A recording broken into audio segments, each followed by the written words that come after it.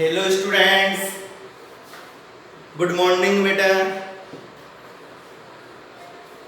अपन पढ़ रहे थे सॉलिड स्टेट और सॉलिड स्टेट में चलेगा बेटा आज अपना लेक्चर नंबर 7। ओके, तो अपन एकक कोष्टिकाओं के प्रकार पढ़ रहे थे, टाइप्स ऑफ यूनिट सेल्स। एकक कोष्टिकाएं दो प्रकार की होती थी। देखो, फर्स्ट थी अपने प्रिमिटिव या आद्य या साधारण या सरल प्रकार की एकक कोष्टिका, जिसमें अवयवी कण केवल एकक कोष्टिका के कोनों पर ही उपस्थित थे।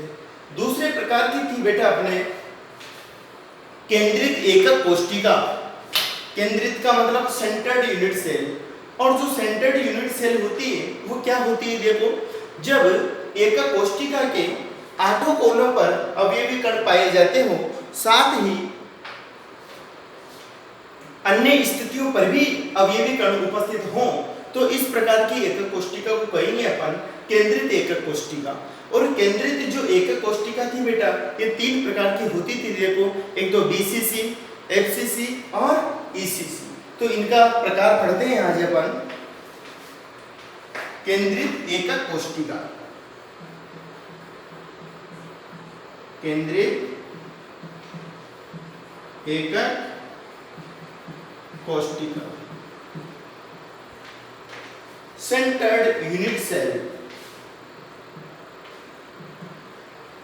Centred unit cell. ओके, तो ये क्या होती है बेटा?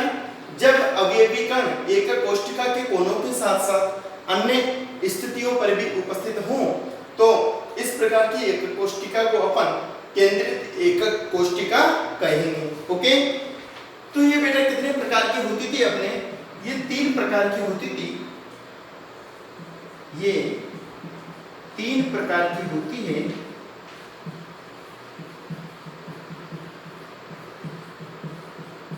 देखो, पहला है अपना काय केंद्रित, काय केंद्रित एकक कोष्टिका।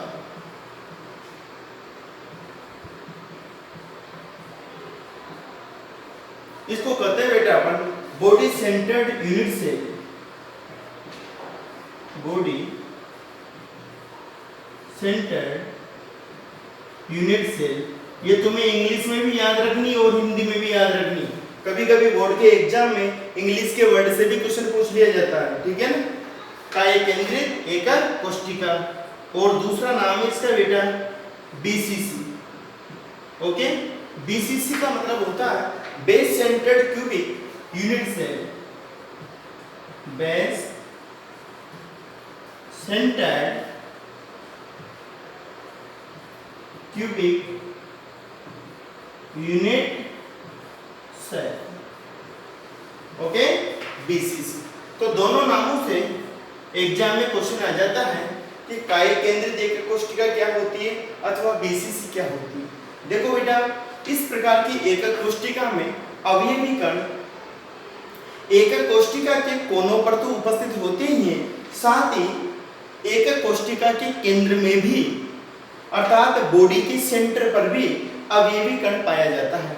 जैसे मैं प्रदर्शित करता हूं, देखो,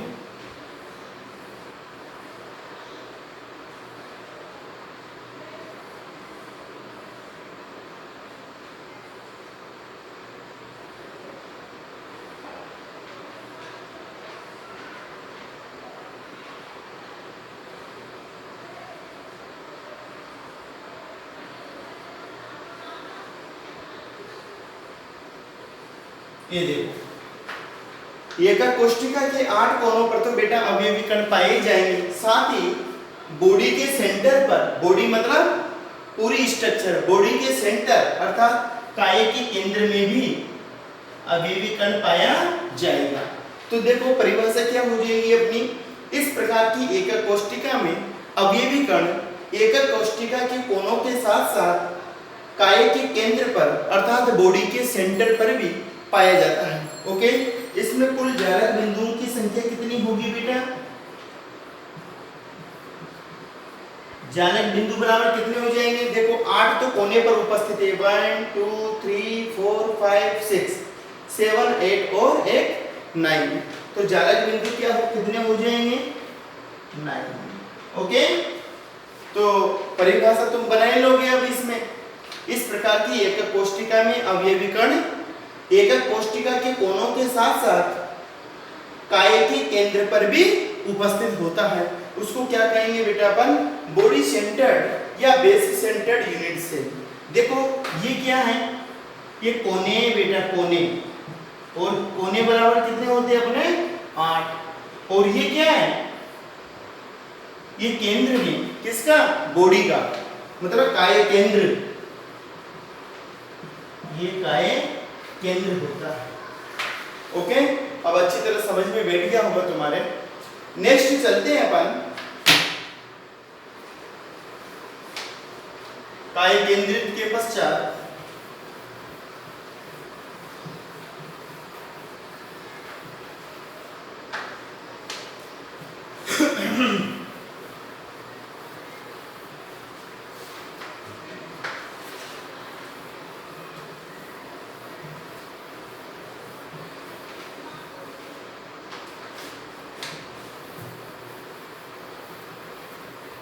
नेक्स्ट आता है बेटा second types of centred unit cell के अंतर्गत एफसीसी यूनिट सेल, मतलब फलक केंद्रित एकक कोष्ठिका। फलक केंद्रित एकक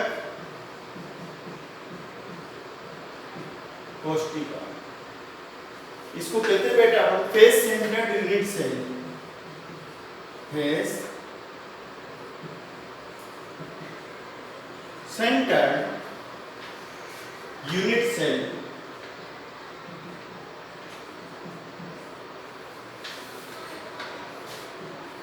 फेस सेंटर्ड यूनिट सेल, और इसका दूसरा नाम है बेटा एफसीसी।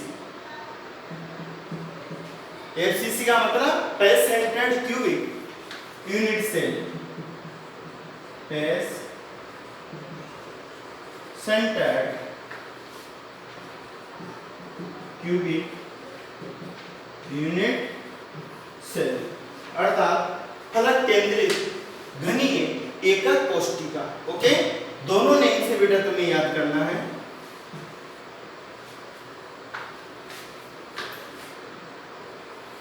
तो देखो फलक केंद्रित एकक कोष्ठिका क्या होती है? इस प्रकार की एकक कोष्ठिका में अवयवी कण एकक कोष्ठिका के कोनों पर तो पाए ही जाते हैं, साथ ही प्रत्येक फलक के केंद्र पर भी उपस्थित होते हैं। जैसे बेटा मैं डिजाइन बना रहा हूं इसकी,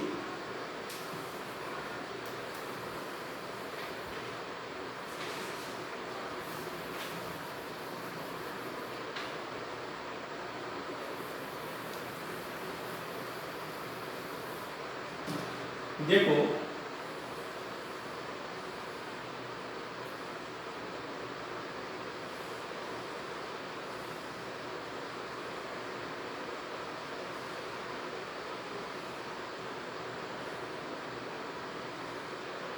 ओके, देखो ये तो कोने हैं, कोनों पर तो बेटा अवयवी कण पाए ही जाएंगे, साथ ही प्रत्येक फलक के केंद्र पर भी अवयवी कण पाया जाता है। देखो तुम्हें बेटा पता है कि एक घनी एकक कोष्ठिका में कोने कितने होते हैं? कोने बराबर 8, और फलक कितने होते हैं? फलक बराबर 6, और किनारे कितने होते हैं? किनारे बराबर 12। तो देखो कोने गिनती अपन 1 2 3 4 5 6 7 और 8, कोने कितने हो गए? 8। अब फलक गिनो, फलक कौन कौन से हैं? देखो 1 2 3 4 ये 5, मतलब मेरी तरफ का फलक 5, और एक पीछे की तरफ का अंदर की तरफ का फलक 6। तो फलक कितने हो गए बेटा? 6 फलक हो गए। 1 2 3 4 5 और 6 फलक हो गए। तो परिभाषा क्या हो जाएगी अपनी कि इस प्रकार की एकक कोष्ठिका में अवयवी कण कोनों पर पाए जाने के साथ साथ प्रत्येक फलक के केंद्र पर भी पाया जाता है। तो बेटा इस प्रकार की एक कोशिका को अपन कहते हैं फलक केंद्रित एक कोशिका, फिर centred cubic unit cell. Okay, तो देखो ये फलक है, ठीक है ना, ये 1 नंबर का फलक है, 2 3 4, ये 5 और ये 6।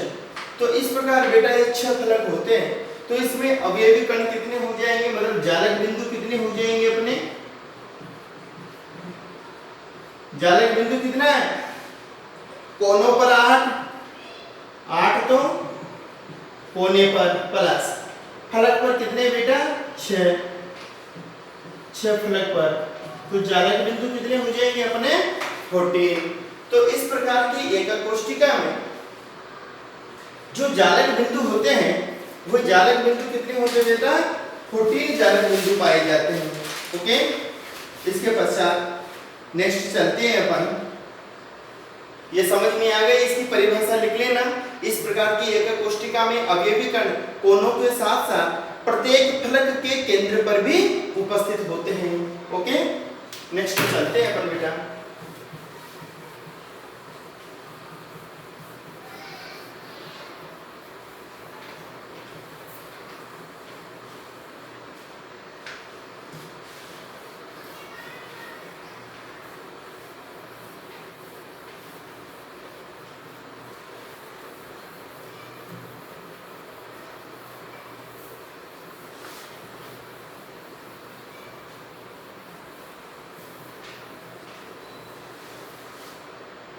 नेक्स्ट आता है अपना थर्ड प्रकार का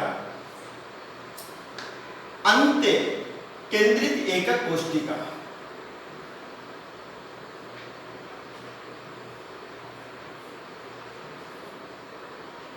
अंत्य केंद्रित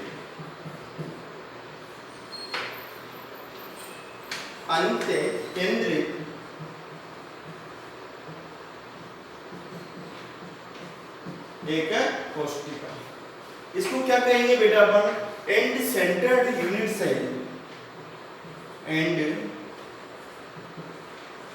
सेंटर्ड यूनिट सेल।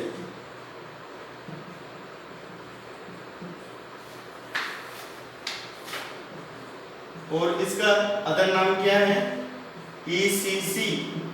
ओके, इसका मतलब क्या होता है end centred cubic unit cell, end centred cubic unit cell.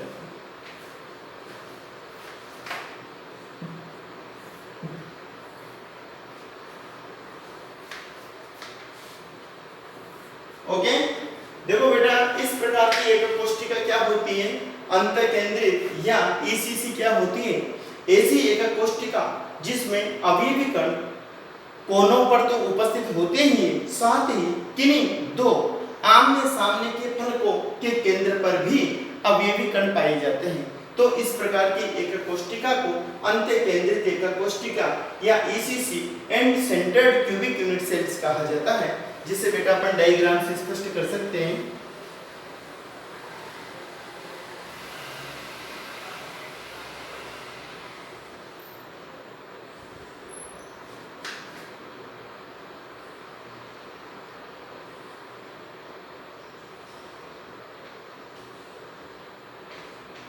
ये तो कोने हैं, कोने पर तो अवयवी कण पाया ही जाएगा बेटा, ठीक है ना। साथ ही कोनों के अतिरिक्त किन्हीं 2 आमने सामने के फलकों पर भी अवयवी कण उपस्थित होगा। या तो आमने सामने का फलक ये ले लें अपन, या आमने सामने का फलक ये ले ले बेटा। तो आमने सामने के फलकों पर भी अवयवी कण उपस्थित होगा। कितने फलकों पर? केवल 2 फलकों पर। ओके, तो इस प्रकार की एक कोशिका में अवयवी कण कोनों पर तो उपस्थित होते ही हैं, साथ ही किन्हीं 2 फलकों के किन्हीं 2 आमने सामने के फलकों के केंद्र पर भी अवयवी कण पाए जाते हैं। तो इस प्रकार की एक कोशिका को अपन अंतःकेंद्रित एक कोशिका कहते हैं। तो बेटा कुल जालक बिंदु जारक बिंदु, ये क्या है अपनी ECC। जारक बिंदु कितने हो गए इसमें? 8 और 2 10। ओके, 1 2 3 4 5 6 7 8 9 और 10, ये जारक बिंदु हो गए। तो परिभाषा बना लोगे तुम, ठीक है ना। इस प्रकार की एकक कोष्ठिका में अवयवी कण एकक कोष्ठिका के कोनों पर तो उपस्थित होते ही हैं, साथ ही किन्हीं दो आमने सामने के फलकों के केंद्र पर भी पाए जाते हैं।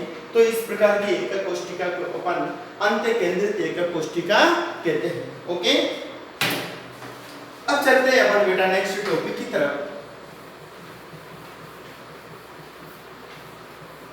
ये सब इंपॉर्टेंट है, देखो बार बार बोर्ड में पूछी जा रहे हैं ये सब क्वेश्चन। ECC क्या होती है, BCC क्या होती है, FCC क्या होती है, तो इनको इंग्लिश के वर्ड में भी ध्यान याद करना है तुम्हें बेटा, और हिंदी में भी याद रखना है। ओके,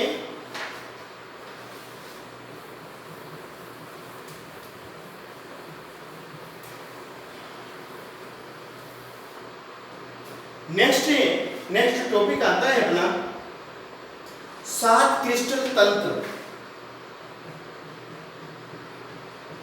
7 क्रिस्टल तंत्र, 7 crystal system.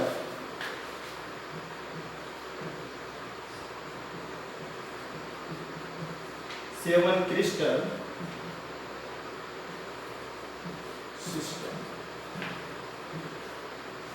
Okay, 7 crystal system. देखो बेटा, यदि अपन किसी एक कोष्ठिका में अक्षों की लंबाई ABC एवं अक्षों के मध्य के कोण अल्फा, बीटा एवं गामा पर विचार करें तो देखो 7 क्रिस्टल तंत्र बनते हैं, जिनको मैं एक ट्रिक द्वारा बता रहा हूं, अच्छी तरह ध्यान देना। देखो इधर तो लिख देता हूं बेटा मैं क्रिस्टल तंत्र, ठीक है। एक तरफ तो लिख लेते हैं अपन क्रिस्टल तंत्र, एक तरफ लिख लेते हैं अपन अक्षीय दूरियां, अक्षीय कोण, इधर लिख देता हूं मैं क्रिस्टल तंत्र। ओके,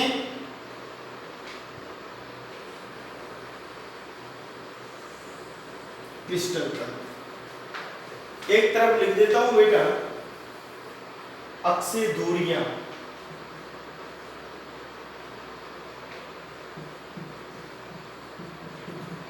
अक्षीय दूरी, और इधर लिख देता हूं अक्षीय कोण,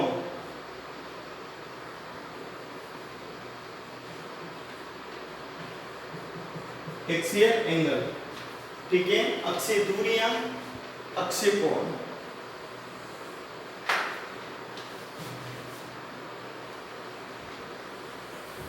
अक्षीय दूरियां क्या होती थी? ABC, ठीक है ना बेटा। और अक्षीय कोण क्या होता था? अल्फा, बीटा और गामा, यही होता था। देखो है ना, इनको पढ़ चुके हैं अपन। देखो मैं एक ट्रिक बताता हूं 7 क्रिस्टल तंत्र को याद करने की बेटा। तो देखो पहले लिखता हूं मैं Q T O R, Q T O R, H M और T, ठीक है बेटा। 7 हो गए, 1 2 3 4 5 6 7, ठीक है। Q T O R H M T, याद करने की ट्रिक है। देखो Q T O R H M T, तो Q का मतलब तो होता है क्यूबिक, क्यूबिक, और क्यूबिक का मतलब होता है हिंदी में घनी। T का मतलब होता है बेटा टेट्रागोनल, टेट्रागोनल। टेट्रागोनल का मतलब क्या होता है? द्वि समलंबाक्ष अथवा चतुष्कोणीय, इसका मतलब होता है द्वि समलंबाक्ष या चतुष्कोणीय। ओके, ओ का मतलब होता है बेटा ऑर्थोरोम्बिक, ऑर्थोरोम्बिक,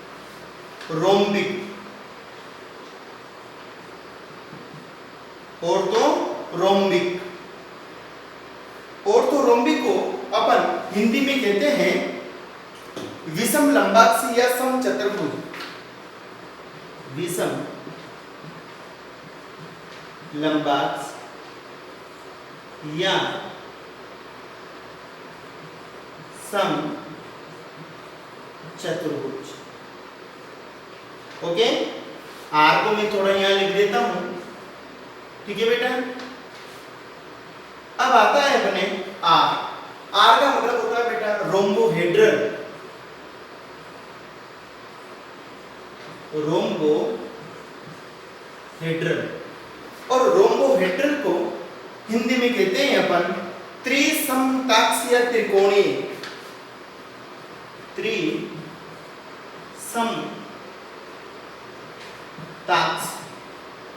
त्रिसमताक्षी या त्रिकोणीय।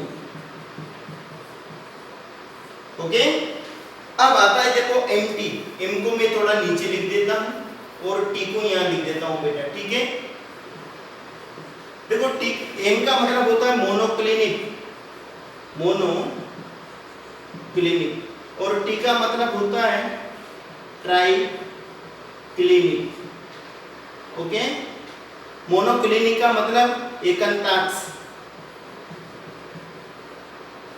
और ट्राइक्लिनिक का मतलब होता है बेटा त्रिंताक्ष। यहां लिख देता हूं मैं त्रिंताक्ष।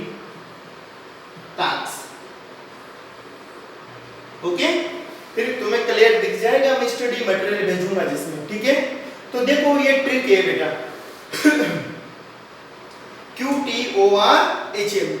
ओके, अब मैं एक ट्रिक लिख रहा हूं, देखो अक्षीय दूरियों को याद करने के लिए मैं लिख देता हूं यहां पर 0, 1 और 2।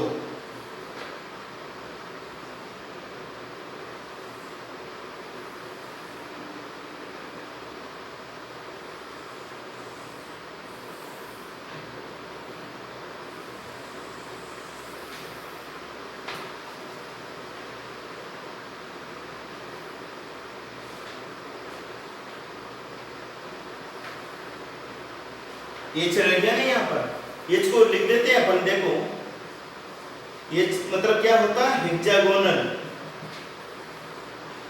हेक्सागोनल का मतलब षटकोणीय होता है बेटा। तो मैं जो स्टडी मटेरियल भेजूंगा उसमें सब समझ में आ जाएगा तुम्हें, ठीक है ना।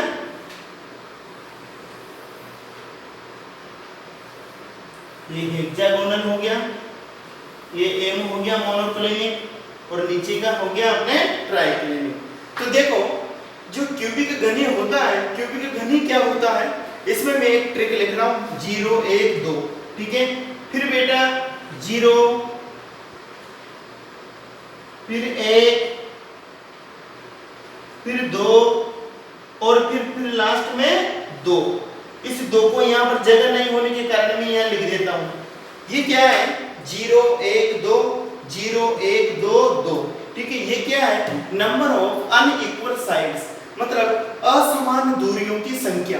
ये क्या है बेटा असमान दूरियों की संख्या 0, 1, 2, 0, 1, 2 और 2। देखो याद करने की ट्रिक है। तो असमान दूरियों की संख्या इसमें कितनी है 0, तो 0 का मतलब a बराबर b बराबर c, ये कितनी होगी बेटा सेम होगी। इसमें क्या होगा एक अनइक्वल होगी, मतलब a equal to b is not equal to c। इसमें 2 होगी अनइक्वल साइड, तो a is not equal to b is not equal to c।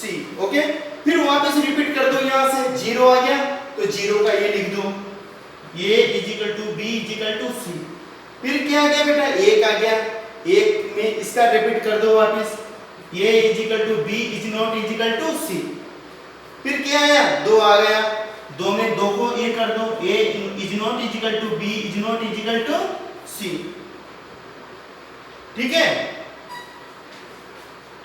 इसमें 1 हो गया, इसमें 2 हो गया, कितने हो गए अपने क्रिस्टल 1, 2, 3, 4, 5 6 और 7। ठीक है, तो हो गया देखो 0 1 2 0 1 2 और 2 1 2 0 1 2 0 1 2 और फिर नीचे 2। ये is not equal to B, is not equal to C. Okay, अब लिखते हैं बेटा अपन अक्षय कोण।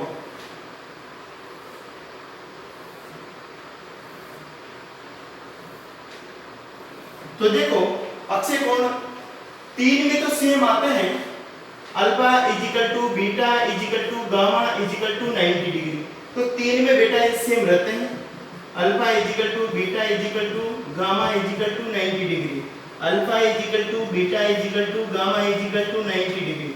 ओके, 3 में ये सेम आ गए। अब जो चौथा है, चौथे में क्या कर देंगे बेटा अपन, चौथे में अपने पास त्रिन समताक्ष। इसमें क्या है, जो गामा है गामा को अपन नाराज कर देते हैं। चौथे में क्या कर देंगे अपन, जो गामा है गामा नाराज हो जाता है। तीनों में तो सेम आती है वैल्यू। ठीक है, अब चौथे में क्या हो जाता है, गामा नाराज हो जाता है। तो इसका मतलब क्या हुआ, alpha equal to beta equal to 90 degree, gamma is not equal to 90 degree. Okay, मतलब गामा नाराज हो जाता है। ओके, अब देखो जो हेक्सागोनल है बेटा, हेक्सागोनल मतलब षटकोणीय, ये तुम्हें याद रखना है। देखो षटकोणीय संरचना में एक एंगल 120 डिग्री का होता है। तो अपन क्या लिख सकते हैं इसमें, हेक्सागोनल में alpha equal to beta equal to 90 degree but gamma equal to 120 degree, यही तुम्हें याद रखना है। अब क्या है मोनोक्लिनिक, तो मोनोक्लिनिक में यहाँ पर गामा को बीमार किया था बेटा यहाँ पर, अब यहाँ पर बीटा को बीमार कर दो। तो बीटा को बीमार कर देंगे तो क्या हो जाएगा, alpha gamma equal to 90 degree but beta not equal to 90 degree. Okay, और जो त्रिनताक्ष से ट्राइक्लिनिक, इसमें सभी बीमार हो जाएंगे, alpha is not equal to beta is not equal to gamma is not equal to 90 degree.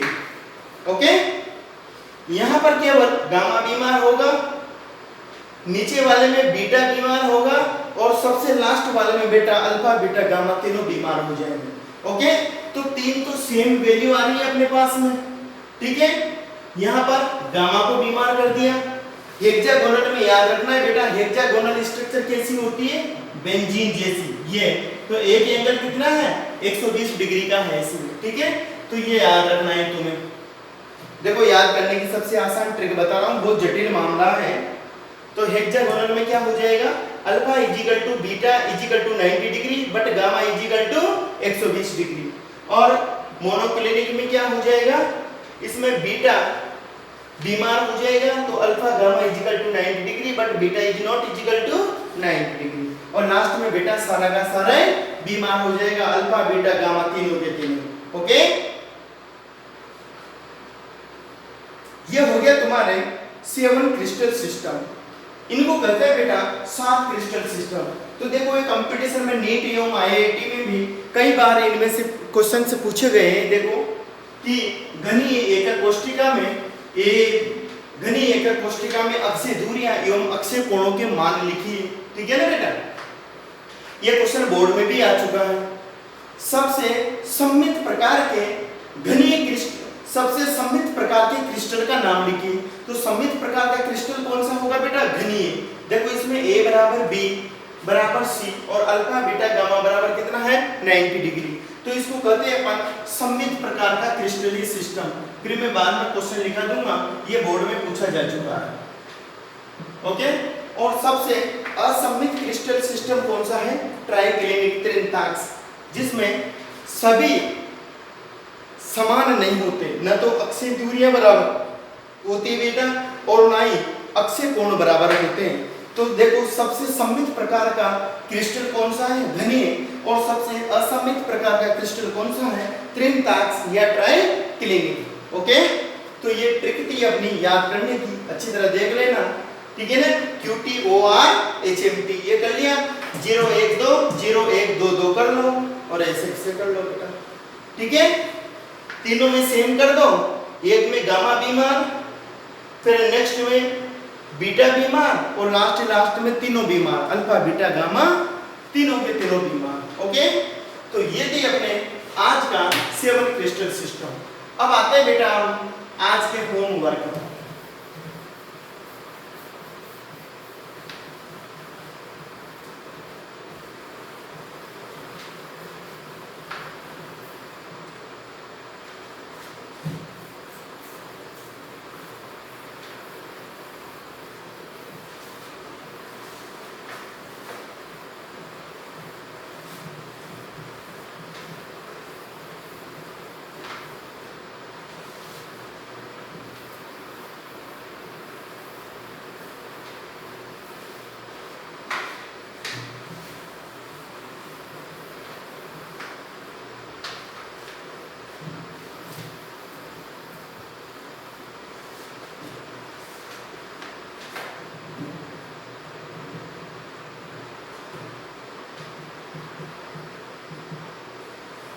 आज का होमवर्क क्वेश्चन नंबर 1 है बेटा, बीसीसी, एफसीसी व टीसीसी इकाई कोष्टिकाओं के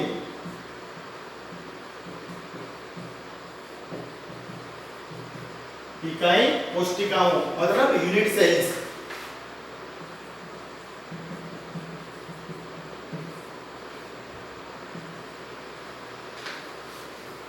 के चित्र दीजिए।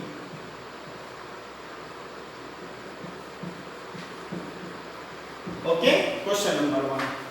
क्वेश्चन नंबर 2 है बेटा,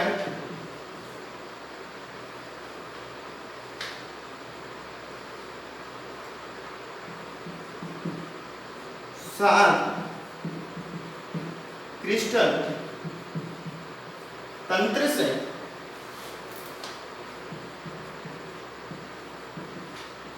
आप क्या समझते हो?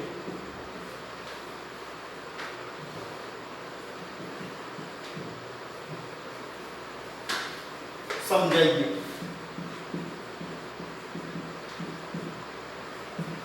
ओके, ये 2 क्वेश्चन है बेटा आज के होमवर्क में।